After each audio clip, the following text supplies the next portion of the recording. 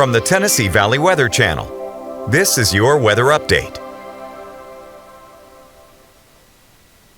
Hey folks, good afternoon. I'm coming at you here from the Home Weather Center today. I had a little bit of a sickness this week, so I'm going to recuperate a little bit, but that's not going to stop me from keeping you updated on the forecast. And yeah, the gloomy weather has arrived, right? We see that cloud deck across the area. Temperatures definitely suppressed compared to yesterday. Yesterday was the mild day of the two for this weekend. We're in the 40s here in Lawrenceburg right now.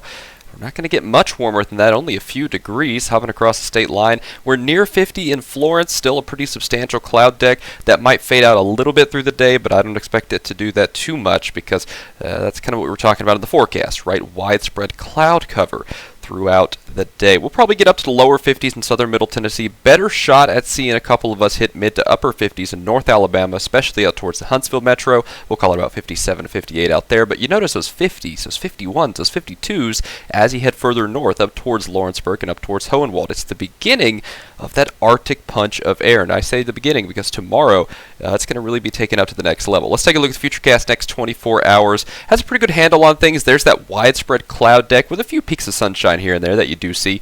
Winds out of the northwest. A lot of that fall foliage is flying out of here because of that gust, right? So it's a breezy day, a cool day, definitely a day for a jacket, right? Just the first of a couple coming up. Honestly, I think we're starting to stray away from the chance of showers. It looks like most of them are off to the northwest. That includes flurries. Can I roll one out? No, but impacts, basically none. So don't expect too much from that front there. Notice as we head through tonight, well below freezing, right? That's why we see that widespread chance for a hard freeze. In fact, I would basically call it a guarantee at this point that all of us will be in the 20s here through tonight. Notice as we're heading into work tomorrow morning, you're starting to see those 20s out there with winds still 10 to 15 miles an hour. It is going to feel absolutely frigid out there. Highs only getting up to the upper 30s, perhaps near 40, and again, perhaps a stray flurry in southern Middle Tennessee, but the signal is a little bit weaker than it was before. So, even though before we weren't expecting impacts, even less so now am I expecting any chance of widespread flurries. But look at those winds, 15 to 20